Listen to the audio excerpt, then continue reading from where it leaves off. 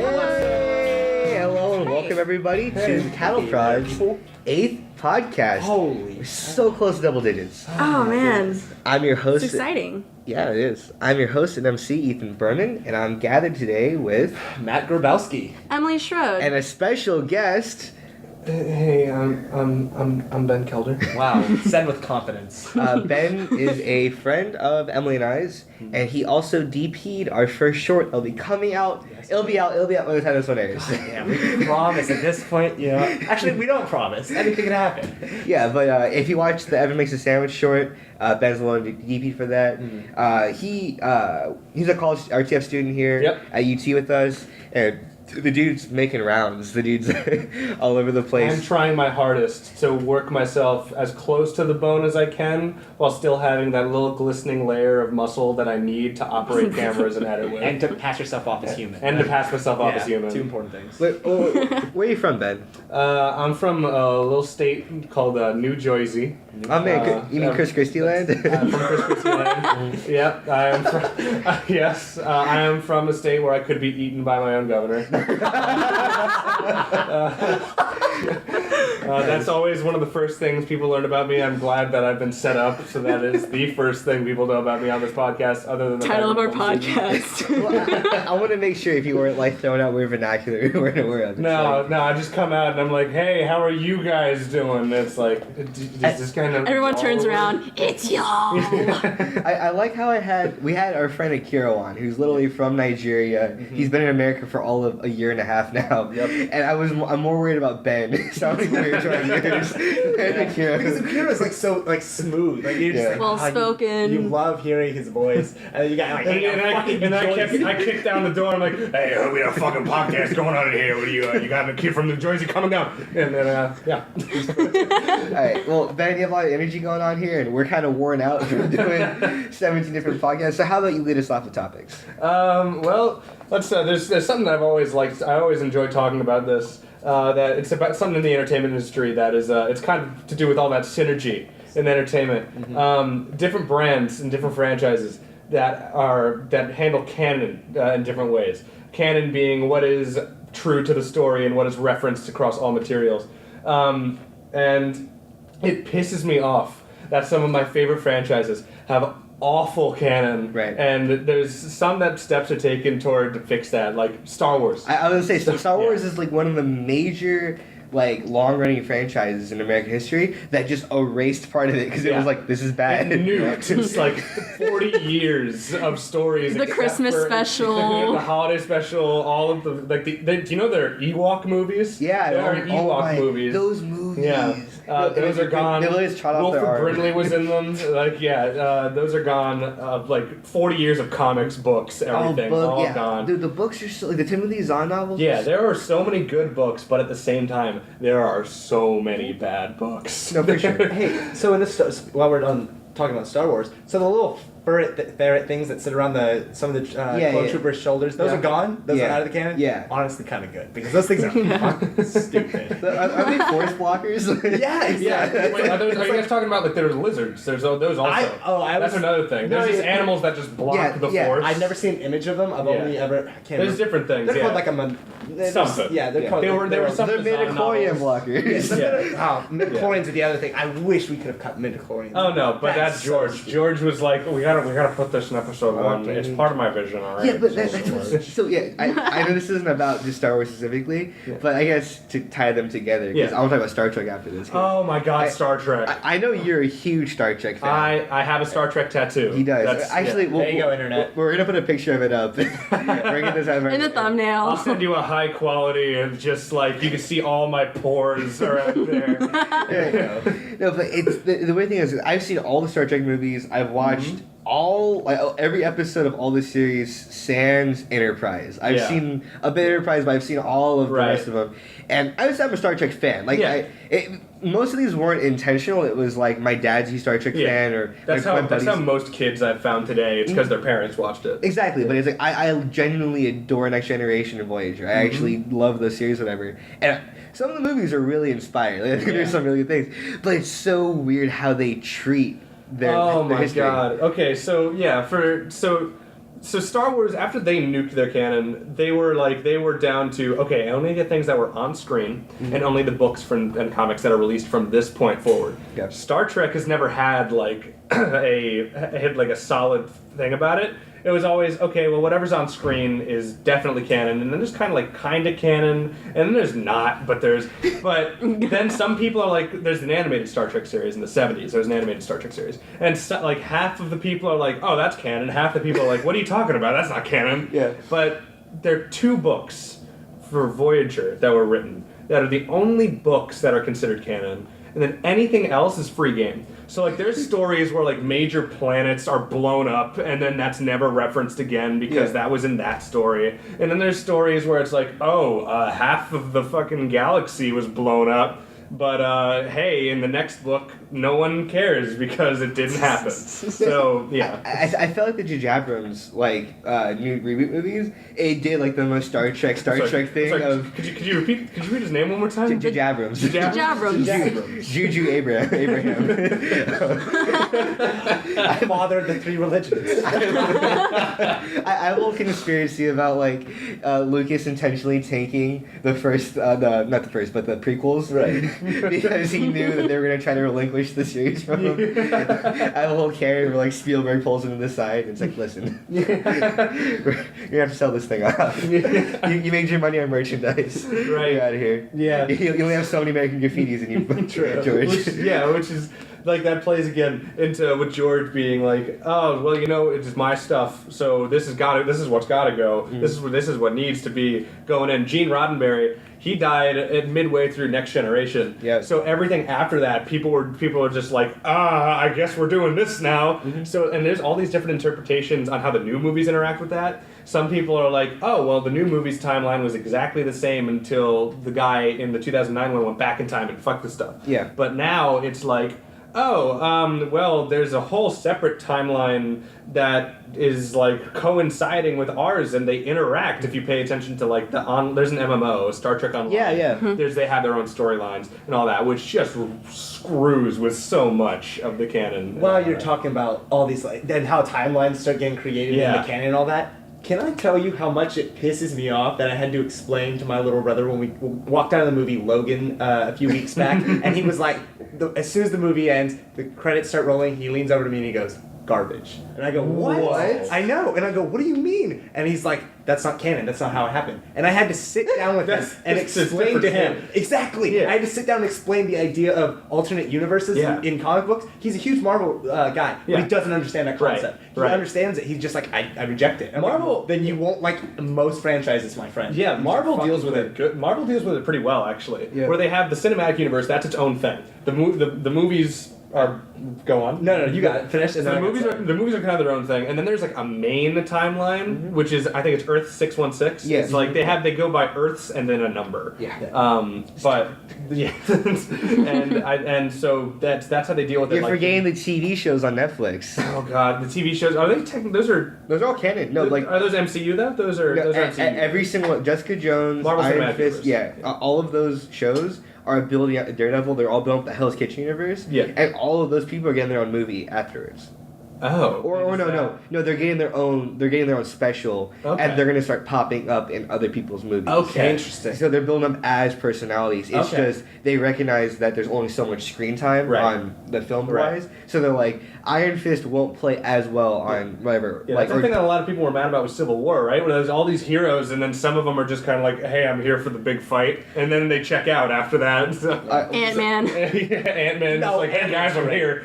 And then everyone's like, oh, cool, Paul Rudd. Yeah. Love the guy. I'm still messed up from when Evan made that comment about Vision making the paprikash for Scarlet Witch, and she tastes it and goes, this isn't paprika. And he's like, if Vision's omnipotent, what was in the paprikash?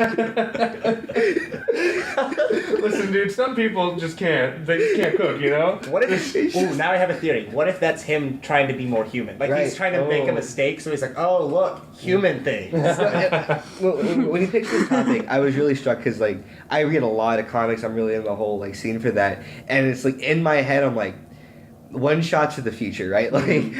I've become a major fan with comics and games of I just want a confined. That's why I love Logan so much. Is Such a I good want movie. something that goes, here's a universe, right? Like you know the characters and you know the tropes, you know the whatever. We don't need to waste time. Like every time, I swear, if Spider-Man: Homecoming starts off with Peter flashing back to Uncle Ben getting shot and him doing whatever, I'm like, I get it. Power. All the different versions of Batman's parents dying. We've known since I would say from the '60s on, we've been saturated in every single form of medium. This story, it's part of the lexicon. Like you don't need to describe to me who Jesus is. Like right.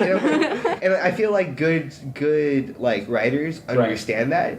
I understand they're trying to appeal to mass markets and blah blah blah, but like with it, like Kill Bill, right? Like that one of the greatest monologues of all time is when Bill's explaining like why he likes Superman above all the other superheroes is because whatever. And I'm like, he doesn't have to explain. Oh, by the way, Batman's backstory is his parents are killed. It's like it's part. Here's a great original film, and it's referencing superheroes because they're American mythology, right? And that's where I've noticed a lot of this new media is it's mythology now. Like this is our version. Whoa, of... that's weird. I didn't even think about that. We're all tapped. I mean, cool. Thor is a revived mythos from someone else's theology that's now tied to ours. You know? We created our own modern day theology.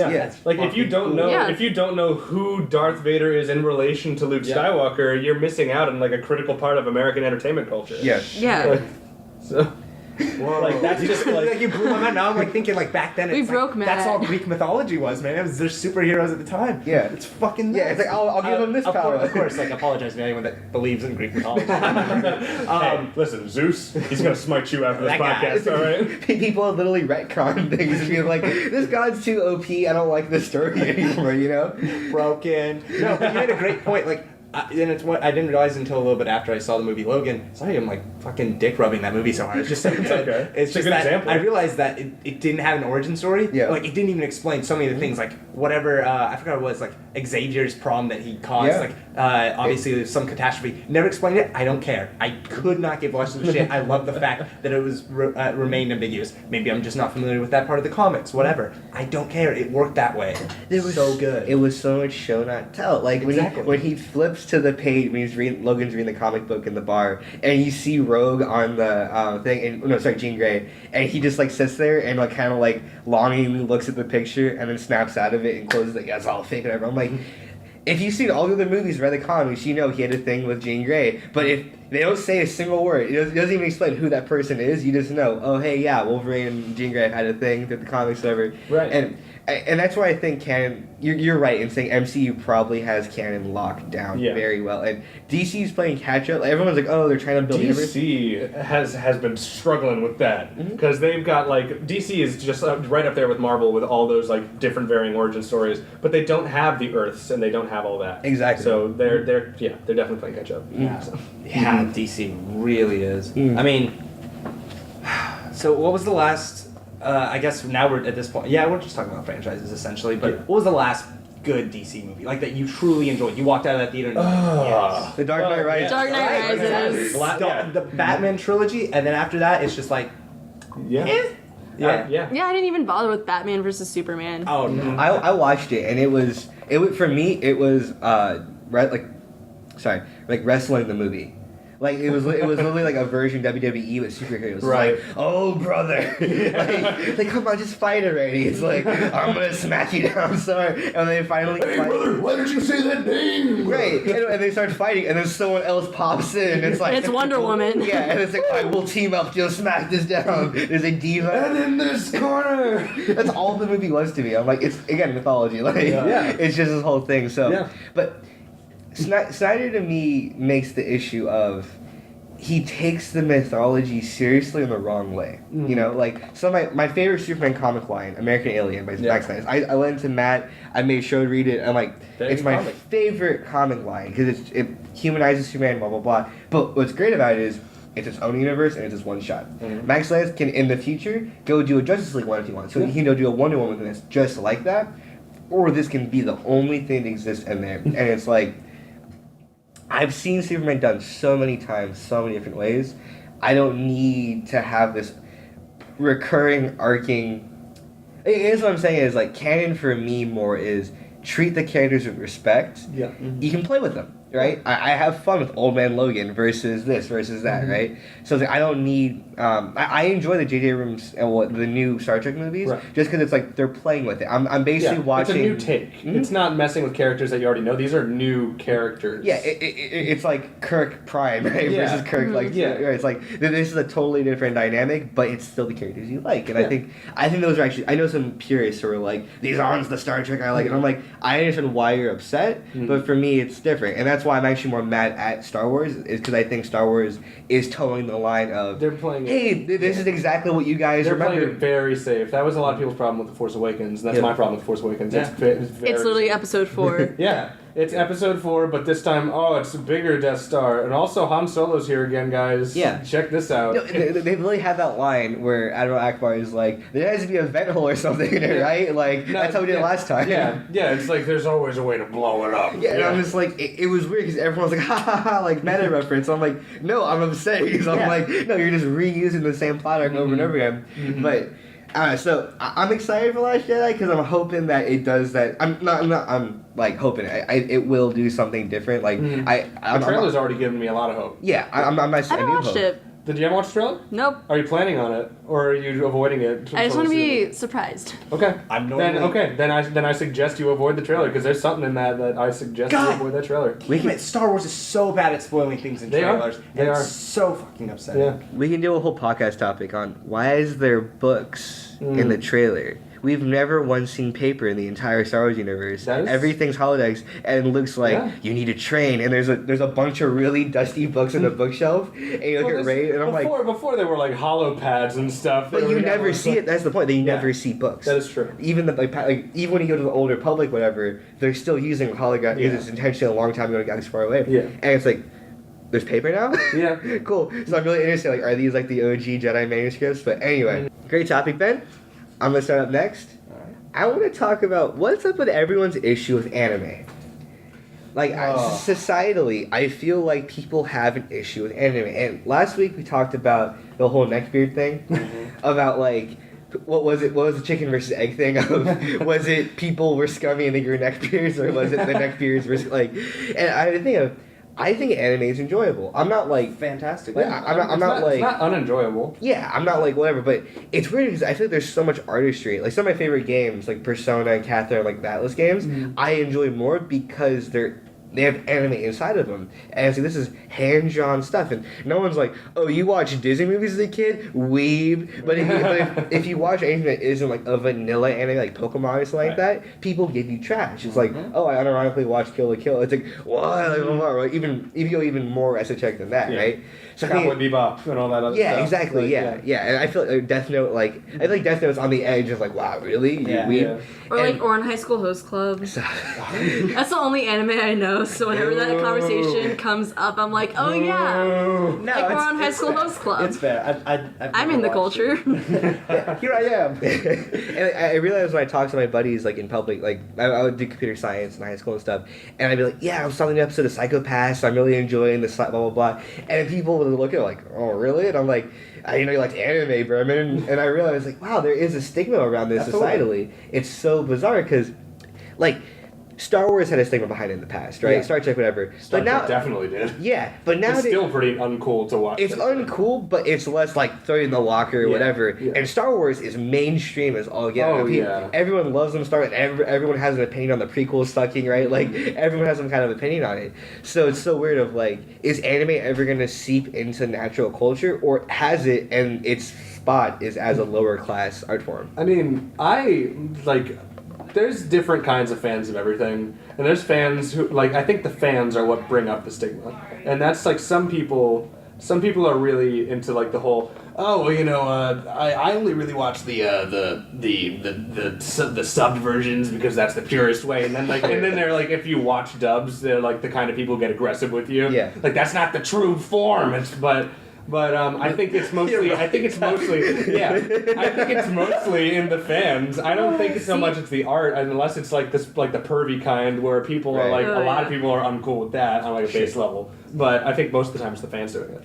Yeah, no, that's why like I've always stayed away from anime because like I know if I just even dip my toe a little bit, and like It's quicksand. it's quicksand. Quicksand. But also like I know that like A I just tentacle like grabs you. Pulls you. And then you're, well, that's a whole other route. That's another topic. but Everyone's like wearing the whole headset. dubbing, like I just like I don't mind a dubbed version, but like getting shit from other anime fans for liking what they do just in a different way. Nerds. Weebs. It's just, you know, I don't want to be in a hostile fandom. No, Right. for sure. I agree. Yeah, and that's my issue is I've never identified with anime, and I've never identified with like video games are one of my major hobbies and pastimes. It would be like for me it goes watching movies, video games, and like television content, and then sports, right? Even though I played sports all through high school and people like might have known me for like, oh yeah, you played football, you played wrestling, whatever. Right. It was like my video game playing was my major pastime.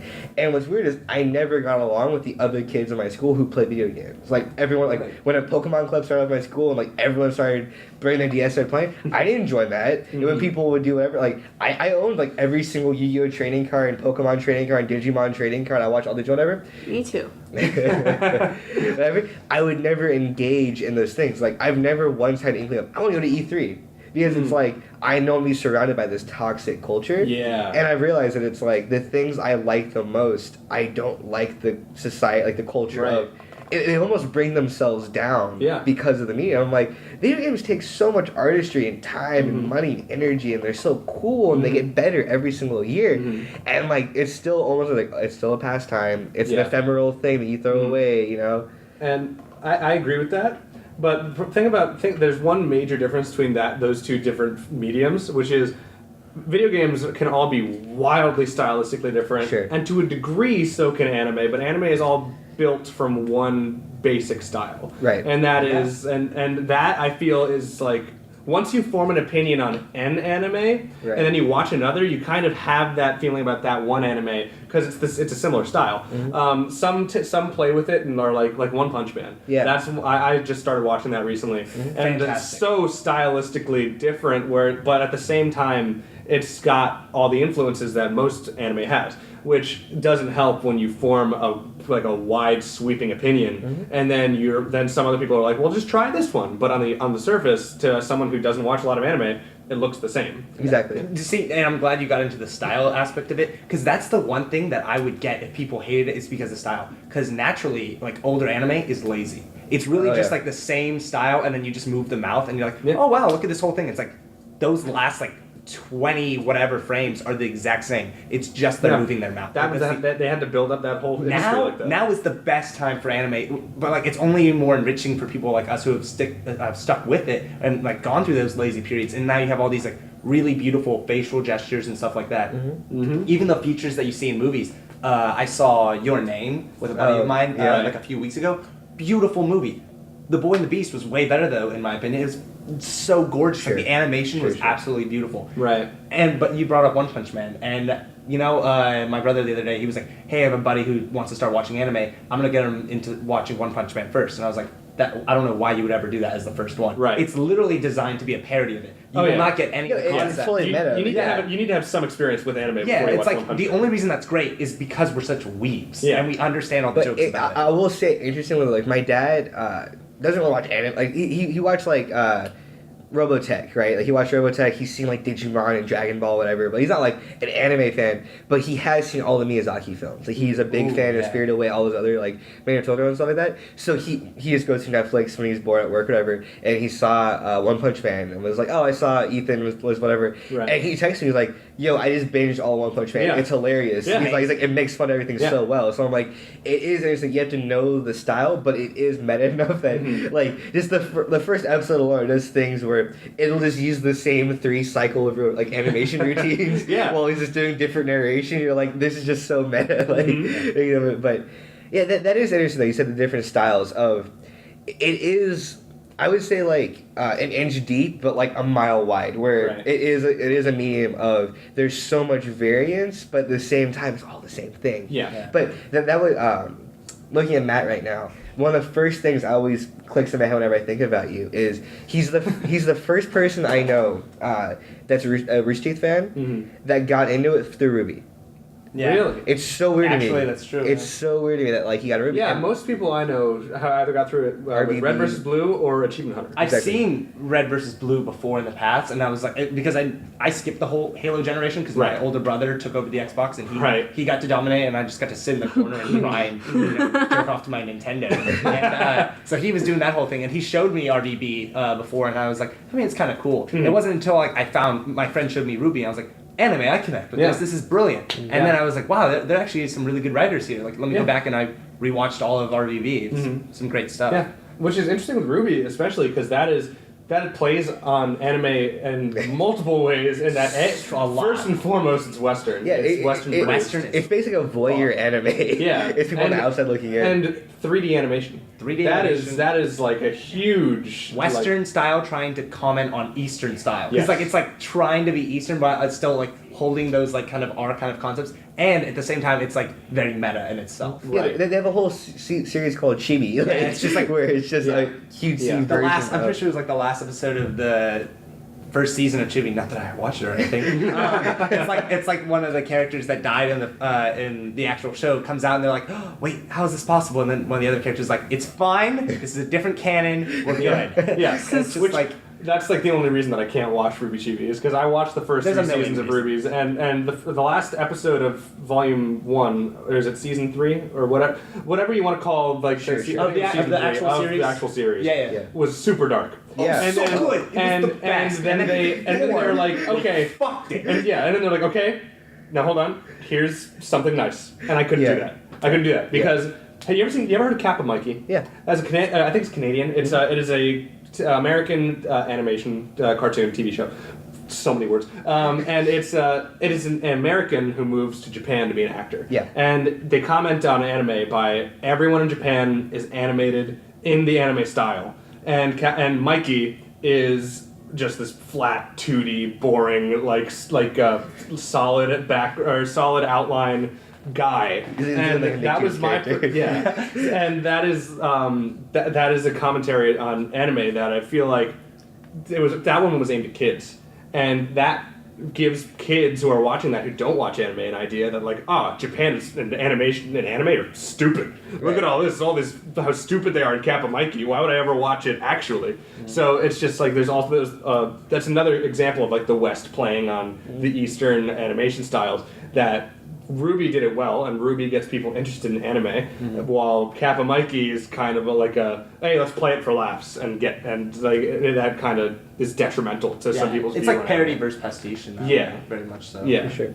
And it is weird though. I think certain anime breaks out of that like role. Like I said Miyazaki films earlier, and I feel like no one trashes on Miyazaki. Like everyone has a soft spot for Totoro or Spirited Away, whatever. Like their you know pop why? culture. Why? Because that got into the culture. Yeah. That one, You're that right. is that one got hit that Star Wars spot, not Sure. quite as huge, but No, hit that spot where people are like, this is really good, and I want to see more of it. I have a Totoro on my laptop. Like, Yeah. I have a little Totoro sticker. Yeah. Exactly. So it is interesting that like certain ones make it through, and they are whatever, and then there are certain ones that are just were marketable, right? Like Pokemon, right? Like no one's gonna be trash watching. Like maybe if you're a 25-year-old and you're like actively playing your 3DS all the time, but at the same time, it's like Pokemon's way more acceptable. Yu-Gi-Oh! When you're younger or whatever, yet there's still anime. They still have the tropes to a sense. And there's anime purists who are like, people ask me all the time, did you watch anime when you were a kid? And I was like, well, I watched Pokemon. I'm like, that doesn't count. Yeah, sure. But technically it does. Yeah. So you mentioned that you had all the a bunch of different trading cards and stuff like that. Yeah. When did you put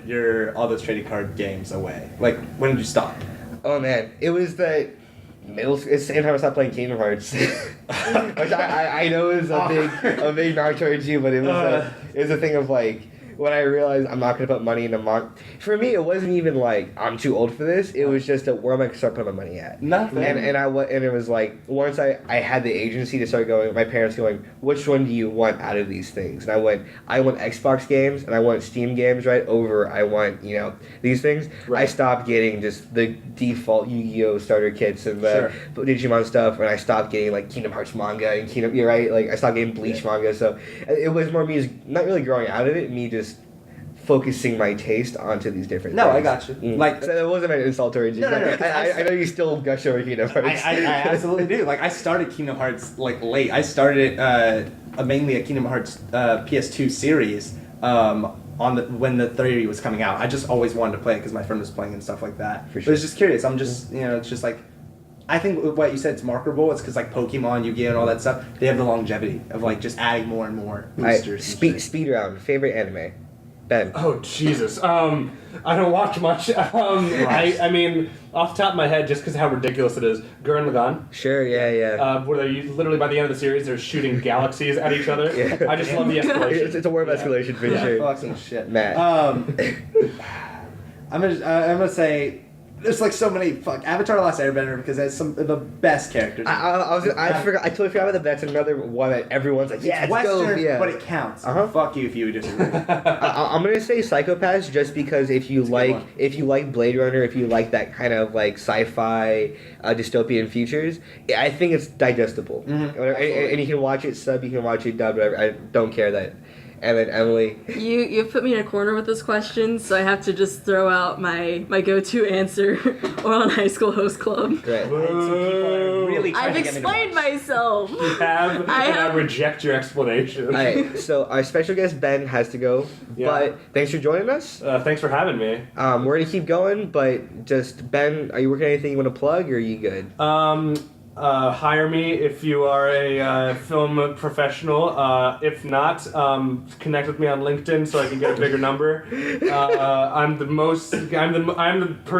one non-business major who is always trying to plug my LinkedIn. So Ben Kelder, send me that connect invite. Yeah, but until then, we'll post some of our late night sketches line up there. Cool. Oh yeah, that Star Trek video that you did.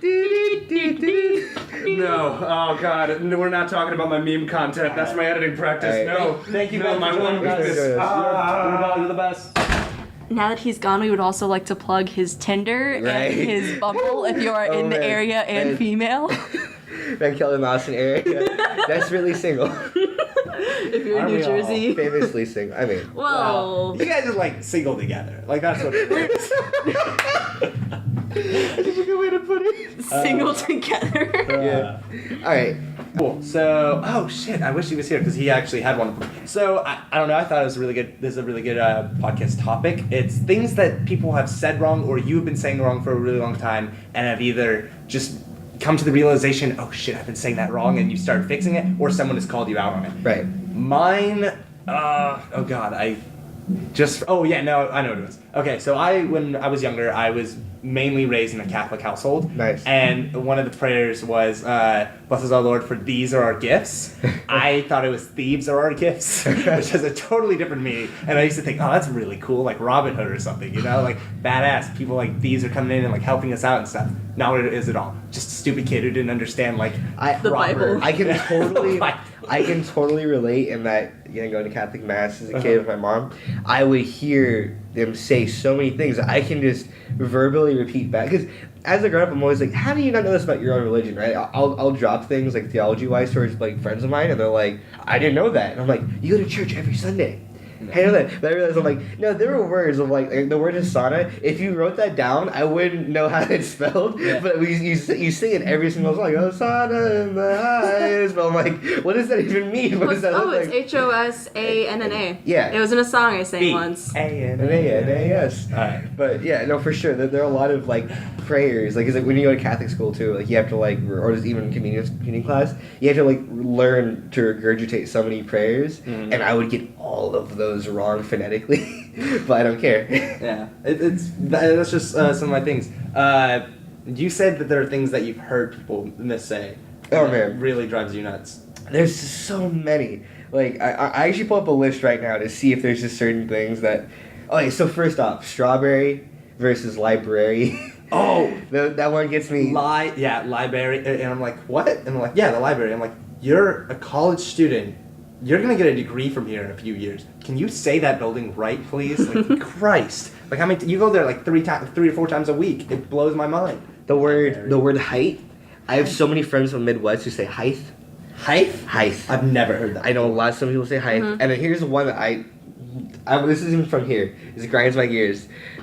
Nevada. The state I am from and I'm born in, Nevada. Nevada. It's bothers me because everyone from down here in Texas, everyone goes, yeah, Nevada, whatever, and they say it so casually. Everyone says it the same way, and I'm like, am I saying it like? It almost makes me like, hey, am I remembering it wrong? But no, it's Nevada, and everyone's like, no, it's Nevada, and it bothers me so much. I would have guessed it would have been reversed because like us Texans, we like to say like Nevada. Yeah, like we got like to have a strong accent. That draw. That southern draw, Nevada. And my clarification to prove that I'm right is it's a Native American word or an indigenous word, so it means like snow on mountaintops. Oh, really? So the way they pronounce it's Nevada. It's like Nevada. That's cool. So like people are like, oh, it's pronounced Nevada. I'm like, nope, it's a Native American word. It's not your word. So you're Hashtag not your word. Yeah, you're actually appropriating if you do it wrong. So, but it's and also people say Illinois. Get out of here. Do we have like a small cat sitting outside our fucking door right now? Hopefully. Shut up. Right, sorry about that. Oh, here's one. Is it often or often? Often. I say often. But do I say often? I say See, often. I was having a conversation with I'm my tech director back when I was a technician, and he was like, it's a lot of people say often, but it should be often. No T. No, it should definitely be often. Like it's often. Like that's the. I didn't fight him about it. I just respected the man. Often. So I just like it's like ingrained in my mind. Like it's often.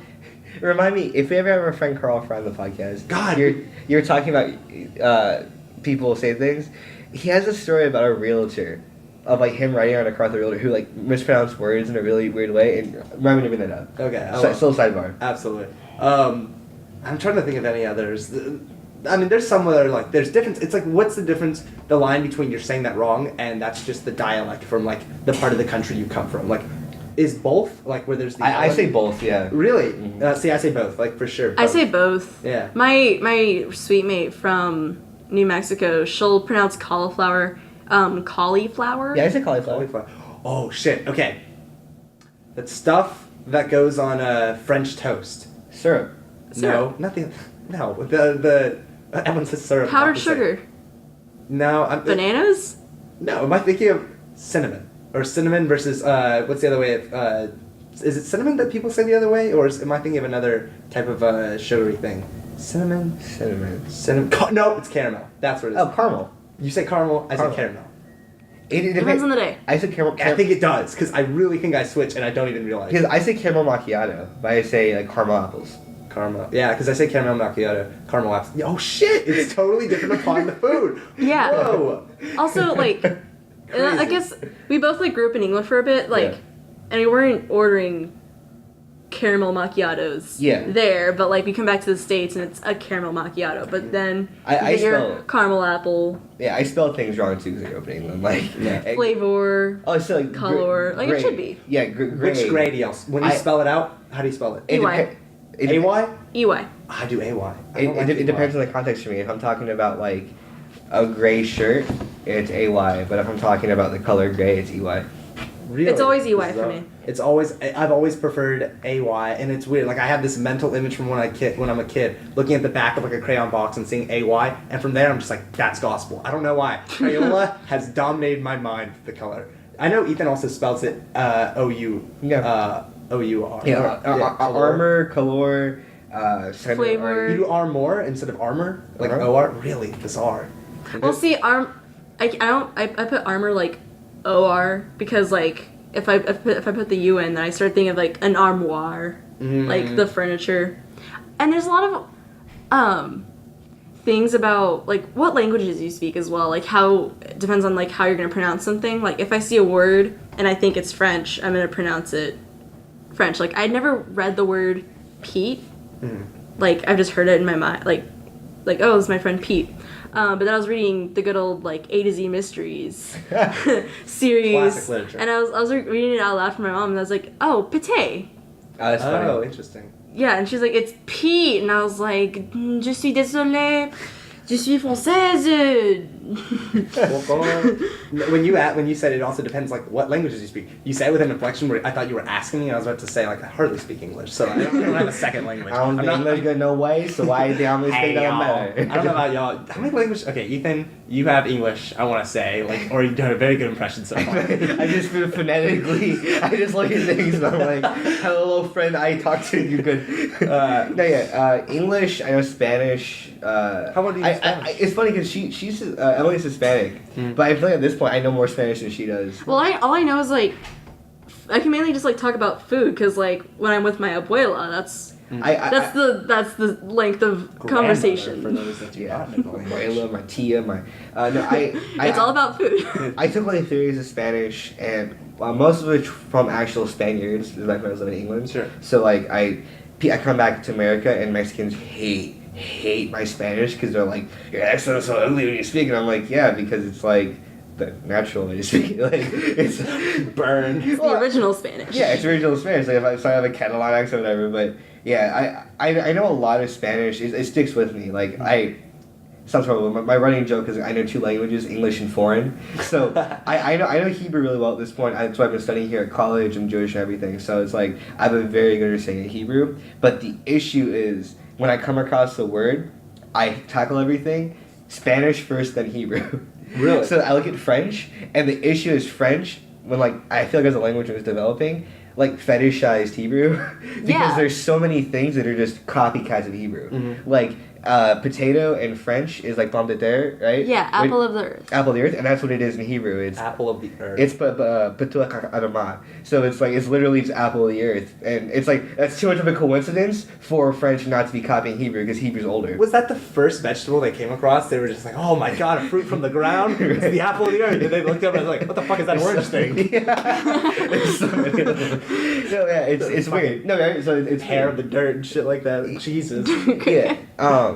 No, it's interesting because this is a whole other topic. I would say because this one's more of a grievance one. I want to do a whole topic on etymologies. Oh, yeah. I want to sit down and just break down phrases and words because I love that could be a really fun game. Actually. I think we should make a game of that. Yeah, we should find complex words and we have to like think about the etymology of it. Oh, that'd be actually great. I can be question master because I know most of these anyways. Yeah, perfect. No, go for it. And whoever I guess we can just quiz them because absolutely that'd be a whole lot of fun. But, I love it. Yeah, but I'm a huge language nerd. Like I say English, Spanish, and Hebrew are the ones I like know, but living in Europe, I have passable Italian. My French is trash. I can't get that pronunciation right. Like my Spanish, I'm like, I understand how to like do the tone. My French, I'm like, je suis. You know, right. For something so close to Hebrew, like within pronunciation, you just can't. Well, but there's an inflection you take with a different language, right? Like you cannot speak French without the French inflection, right? Yeah. And same as people like trash my Spanish is because I have a different like inflection or whatever. Where like, because I have no accent. Like with English, like I don't know if it's clear. I'm picking up a little bit I pick up depending where I'm at. So while I'm in Texas, I sound a little more southern. When I'm West Coast, I'm like, dude, brah, radical, and then like when I was over, yeah, it depends who I'm around. Like if I'm just talking to Ben straight up, I'll probably start saying like I'll start sounding kind of East Coasty just depending on who I'm talking on because I'm from Las Vegas, so I have no accent. But so when I speak other languages, when I speak my Hebrew or whatever, it's rough because I can read and write it perfectly, but when I start talking, when I start speaking in my Hebrew, I'm like, I need what I have, you know? Like, I'm so bad with it, so whatever, but yeah, most European languages I ride with, but I've been watching so many language videos on YouTube. That might even be like we should like a book club at some point. I almost like on a Reddit or something, just like do like a video like what we're watching currently. And there's this YouTube channel called like Native Lang, and the dude just breaks down etymology languages and breaks down like the Greeks got their language like their alphabet from the Hebrews and the, you know whatever, and Arabic developed with this, and here's this root here, and it's just so cool to me where languages come from, how like they all influenced each other, and it's this like cross cultural thing. What was I gonna say? Have you ever seen the video of what English sounds like to English speakers? Yes, love that thing. It's so great. Have you seen it, Emily? I have. I've never really gotten it. It's hard because like you can still like when you want to listen closer, there's like, oh, they're just talking quiet, and you can hear like exactly what they're saying. But then if you just like kind of sit back and you just kind of turn it on and you just like lay down and don't look at the screen, you just hear like these mumblings, and you're like, it's not even mumblings. What it is, it's like we're like like we're a lot of language that's a lot of like breathing out the mouth. Like we're like shouts from like I've always said we're like shouts from Skyrim. Like that's where like the Nords get it from because like we're like this is how we talk. It's like this, as opposed to like a lot of other languages where it seems like it almost like goes up more up that's here the thing about nose French. It's nasally and it's also spoken at the front of the mouth. Yeah, but no, English. That's why English is Meanwhile, Hebrews. exactly. It's like the bottom of the throat. English. That's why it's not like to me. It's not like so fluid. It's not like all the what are they called, like the romantic languages or stuff like that. It's not like that because it's so much just like. Every breath is my fucking opinion. Yeah. And it's just like, it's so hard. Well, it's like... I love that Louis C.K. bit. Where, Louis C.K., you know? It's Keegan and Louis Child. Yeah, perfect. No, Louis C.K.'s bit about how, like, he likes hearing, like, Arab's language. Like, he likes hearing other people's language because he feels like English has died. Yeah. We're all like... Hey man, so like this is so awesome. Well, like vocal fry. Yeah, exactly. Well, like Eastern Europeans, Russians, Arabs, they're like so fiery and they sound so mean all the time. It's like if I had passion in language, you know. Yeah. I don't know. But you're right though with the way we pronounce words. It's definitely rough. Like to other people, I understand why it's off-putting because like we do have like sim speak. Where it's like, it's so... Exactly. So going... Okay, well then let's just finishing this off. What's one saying that you hear people say all the time that like it drives you nuts when they say it? Or it's just one funny one you've heard. One of the funniest ones I've ever heard is invisible under God instead of indivisible under God. So funny. I was like, that kid must have been like, one day, like if I just say this enough, I'm just going to get the superpower out of nowhere. That's another podcast topic. Yeah. Weird like American cult things we all do. That for sure. The Pledge of Allegiance being mandatory, it's always that. For mine, people use the word penultimate so wrong, so often. Like they don't understand, it's just second to last, right? But people use the word penultimate all the time. It sounds second to first though. That's the thing. Like it makes me think that, but I'm like, no, it's not. I get you. Mm-hmm. Shrode? I love it when people are reading out loud and they say epitome instead of epitome. Yeah. Right. It's like you're in college, but it's you're great. In college. You know how to read. It's fine. All right. That was a good topic, Matt. Yeah. All right, Emily, want to round us off? Yeah. So, language. We were just talking about languages, and it's like there's a lot of cross-cultural things. I want to talk about the most universal cross-cultural thing: food. Food. Specifically, sandwiches. Like, what's the perfect sandwich? For me, I love a toasted sandwich. Ooh. I love Reubens. Oh, Reubens are so good. Oh, they're so good. Put a little bit of cheese in there. The best sandwich I ever had, I would just never have thought of this, but like something with like Swiss cheese. I'm not a big Swiss fan. With like turkey, not a big turkey fan. And apples, not a big apple fan. But mix it all together in a panini. It was so... That sounds really orgasmic. Good, yeah. See, and then I got mac and cheese to go along with it, and it was like white cheddar mac and cheese. So fucking good.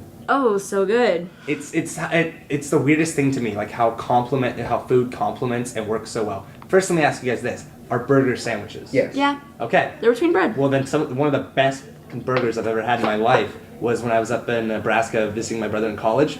He took us to this place called Lead Belly. First of all, great name for a restaurant. And we go there, and he's like, okay, you're not going to believe me, but they have some weird, like, mixtures here. You just have to trust me and get it. I'm like, okay, whatever. He's like, this is a peanut butter jelly burger, or something like that. Good. But the thing is, I was like, what? No, it sounds so sweet and nutty. It's like, I just want like a burger, man. Like, I'm Texan here. I can go anywhere, and I want the barbecue. And he's like, trust me. I want the barbecue. I want the barbecue. I took one bite. I was like, how did they do it? Like, what did they do here? They tricked me. It's one of the best things I've ever had. My little brother sitting next to me, he's like, I was like, what'd you get? He goes like, it's cinnamon roll pot pie. It sounds absolutely atrocious. I just want to yell at Nick. I'm like, that's fair, go for it. Takes a bite, he's like, I'm gonna cry. Like, and my little brother has no emotions. He's like one of the most robotic people I know. I love it. And he's just like, this is seriously one of the best things I had. I have to hate eat this now because I love it. Right. It's like, it sounds so good. I don't know how they do it. Like, the way food complements, I'll never understand. Whatever past life of me was a chef is so long gone now. He was so far back on the reincarnation train, if that was a thing. Like, it's bizarre to me. Completely uncomparable. You're locked in as a waterbender.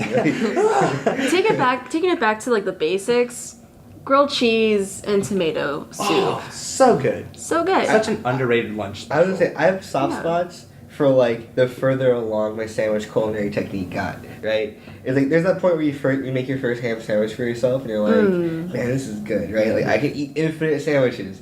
I remember when I was a kid, I was like, I can make myself sandwich whenever I want, and I felt so powerful like middle school or like elementary school.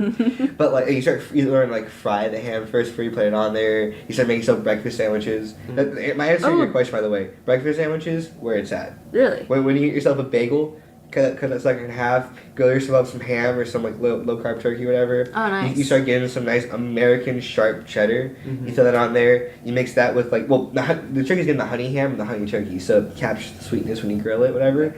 Pair it with the sharp cheddar. Put some, maybe put a schmear on the bagel on top of it, so it complements well with the things. I'm so glad this is our last topic because now I'm starving. Right. Christ. Get ready for Amy's ice cream. Oh, totally the same thing. Now we got a whole spectrum of sandwiches. Foods that we have to like. Yeah, because it's like you just said bagel, and I was like, that's not. Oh fuck, is it? Like with bread and just like shit in between sandwich. Yeah, that's all it is. That's weird. What's the weirdest sandwich you've ever had? I'm just. I guess actually, I never told my personal anecdote on the podcast. You didn't. Do you want to save that for the next one? I didn't want to be too. No, this is one of the stories I contemplated because this is the least incriminating. I used to have these massive ragers over at my buddy's place all the time because his parents were both military, so they'd always be gone. And we go get done with football practice and go over to his place, and we just like carb overload because we just worked out all day and sweat out in the sun. And we would just make these disgusting concoctions of food because his dad was Korean, his mom was Filipina, and I'm half Filipino, so like we just love the Asian food there, but we also got all this American food, whatever.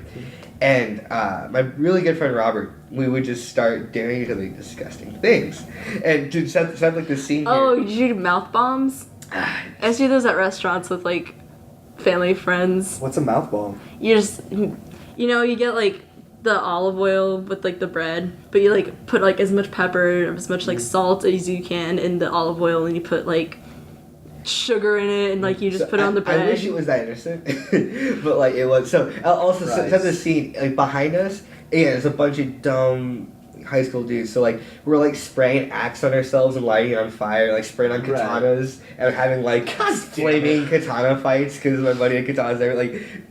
Tony Hawk Underground's in the background, or we're just blasting, like whatever most recent Ed Sheeran album there was. It's just like I set the tone for how. We thought we were so cool. There's just Ed Sheeran in the background. It wasn't the A-Team's playing. It wasn't all these just playing balls. I'm telling you, this is like 2012, so it's Ed Sheeran, Ellie Goulding, Taylor Swift, like One Direction. No, we weren't really that far, but that was That's beautiful. That was the peak of just debauchery. I was like, wow, Ethan, you had such a cool like high school life. I was like, I thought I had fun, but man, and then you thread Sheeran, I was like, never mind, I'm good. I mean, we did like Swedish House Mafia or something like that. Yeah, for but sure. it's that era, like that was cool. No. And but meanwhile, we would just like I am the fan of Buddy the Elfing from Elf, where like you just take spaghetti noodles and just throw as much weird stuff on there as possible, and I've done that so many times and it's actually good. Really? I actually enjoy maple syrup on spaghetti noodles more than actual mayonnaise. Never had it. Need to try it. And so we'll try this out in the video sometime. Just putting M&M's, Reese's Pieces, maple syrup, honey, chocolate syrup, all in spaghetti noodles. It's just like, as long as you didn't cook them with the intention of marinara sauce, like there's no marinara sauce going on, it acts as a like carb vessel. It's just like a wheat vessel, Yeah. So it's fine. But one time, we were just like, hey, let's put as much weird stuff as possible, and it was for money. So I was like, give me whatever and I'll eat it. So that's a scary phrase. Juiciest thing he's ever said. It was for money, so. So two pieces of stale sandwich bread. Right. And then every condiment in the fridge, which is honey mustard, barbecue sauce, spicy mustard, regular mustard, like disgusting spicy like Asian ketchup, like it's like meant for like Korean barbecue or something like that. This weird pesto sauce, this weird like moldy, crusty green thing in the fridge. I know what it was. All on there, lubing the bread up. Just mayo, that's the worst thing that was on there. Just mayo is disgusting. Then we took 2 hot dogs, didn't cook them, just right at the package. Oh. Threw the hot dogs on there. Then we took maple syrup, honey, chocolate syrup, sprinkles, threw that on there. You lost me. Potato chips, threw that on there. pastrami, ham, turkey, threw that on there. Another hot dog, threw that on there. And there was something on it that was like the piece de resistance of like just disgustingness. No, I think it was put the top bun on, right? Mm-hmm. And then put more maple syrup on top of it. So it was just seeping the entire thing together. And I was like, they're like, all you need to do is one bite, right? And I'm like, hold on. No, that's what it was. It was spray cheese. You know, like, gross. That is delicious. We took that. Nasty. I've had that so many times. It's disgusting. We took that Plastic. and we just filled like the top of the thing up with that and then smushed it down. Threw it in the microwave for 30 seconds. Pulled it out. Oh, you had it warm. That's warm. the mistake. And I had my glass of Mountain Dew Code Zero or Code Red off to the side to like wash it down. Take a bite, and I was just like. The second my teeth crunched down all these different textures, I'm like, oh no. And I start chewing, I'm doing like the stomach it down thing, and I was like, this isn't bad. Really? And I realized it was the combination of everything at once. My brain didn't have the time to get nauseated by it. And I was like, this is fine. And I like drank some Mountain Dew, and Robert's like, there's no way. So he like picked it up the other side, went to take a bite of it, and just like getting his nose near the smell of it made him gag. He couldn't do it, but when Sean tried doing it, he took a bite, just disgusted him. And I realized, I'm like, man. And to this day, like they still the video, and we'll just like say sometimes like a group chat or whatever. And it's like, remember that time you think like proved he wasn't human? So is that your ideal sandwich? That's my ideal sandwich. Okay, my ideal sandwich is like, I'm a big fan of the panini, the nice like hot So sandwich. I like different meats in my sandwich as well. So like pastrami. First of all, I would just a Reuben. Get like the corned beef in there, but also add in some pastrami, maybe some salami even. Oh, salam. Ooh, it's delicious. And then like hand make your sauerkraut. Like that way it's like fresh and crunchy. Yeah, for sure.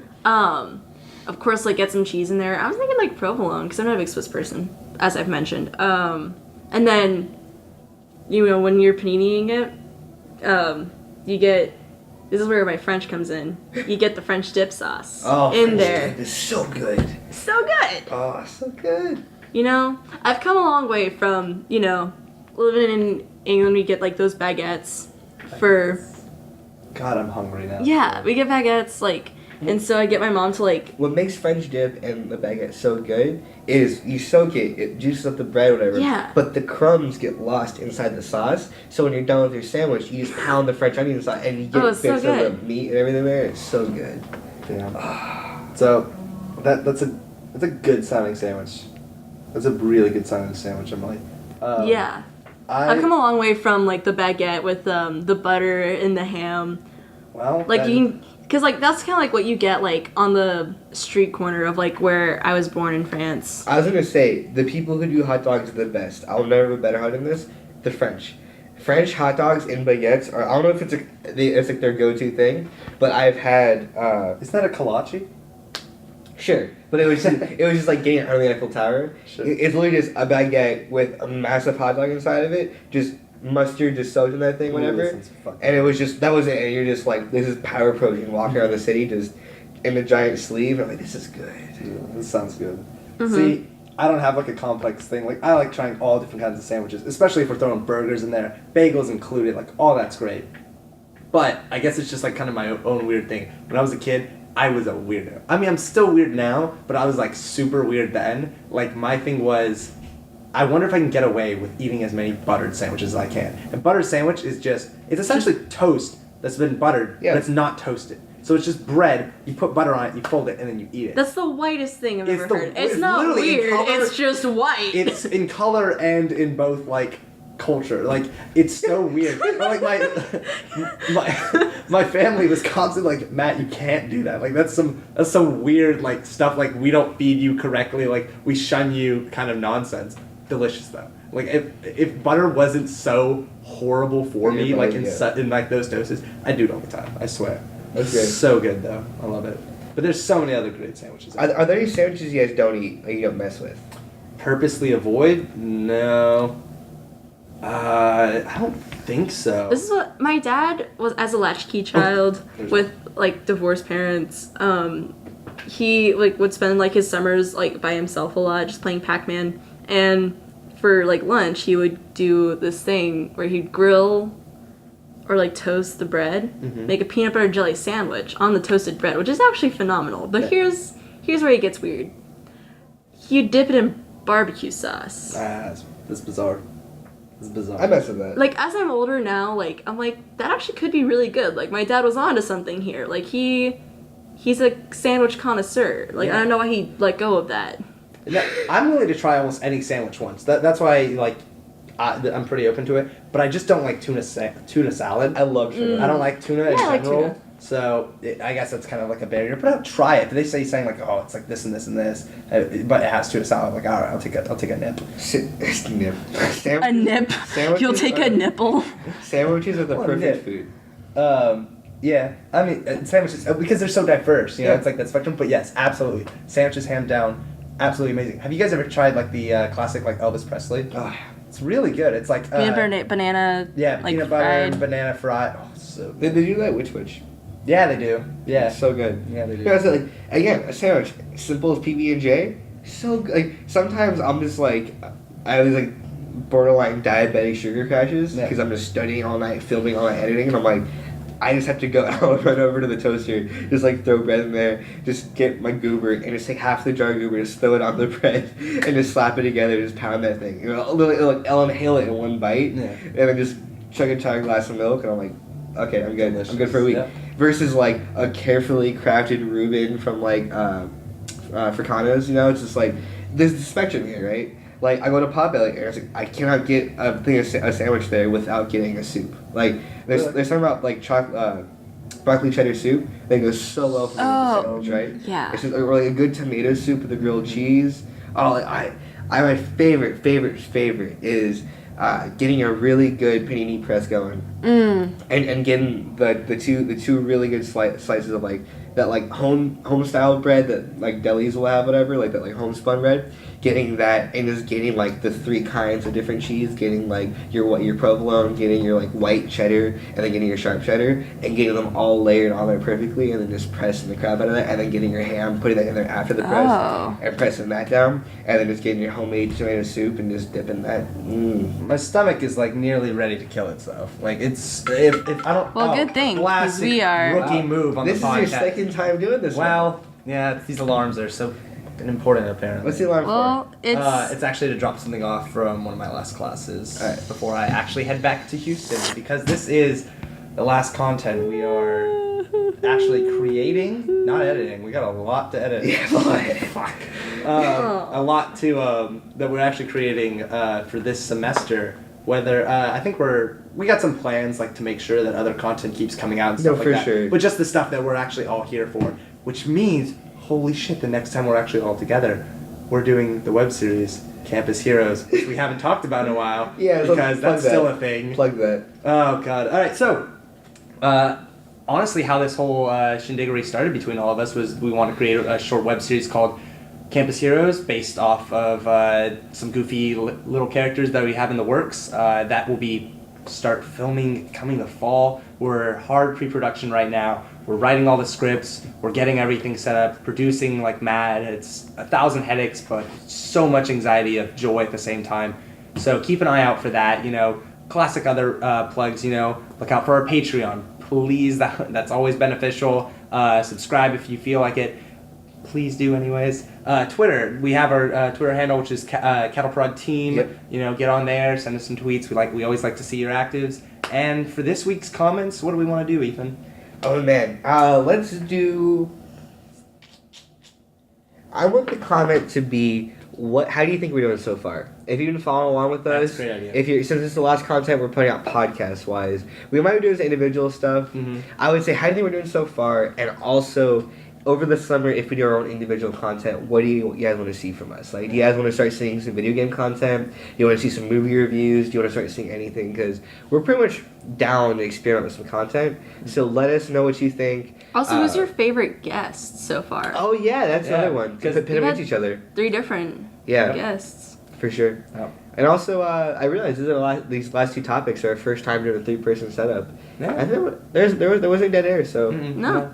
It felt a little empty because I can see the chair that we had someone else sitting in, and we're like, oh, I miss those guys already. Oh, I guess one last question too. If y'all want a video podcast or not, if that's worth investing into. But you want to know what we look like? Yeah. I mean, you already do. From, the thumbnails. And from the short that came out already, that was so good. Great job, guys. Woo! She did a great job editing that. It was so well received. Thousands of views. Yeah, that's definitely how it happened. That's how it's happened. Yeah. Yeah. So there's the thumbnails. We have the thumbnails on there. Who is banging in this building? It's a horrible way to end the podcast. We're in a building that where apparently is a sex factory. No, it's a drum, Matt. Sounds like my heart when I'm like. Sundays, a band films here. Oh, like bands. The last when bands come. The whole life. Oh yeah. Well, now you got some free music along with your podcast. We hope you're totally hungry like we are after that great last topic. For sure. Let's go eat. Let's go eat. All right. Thanks for joining us, guys. See y'all in the future with some great content. Be safe and have fun, guys. Bye.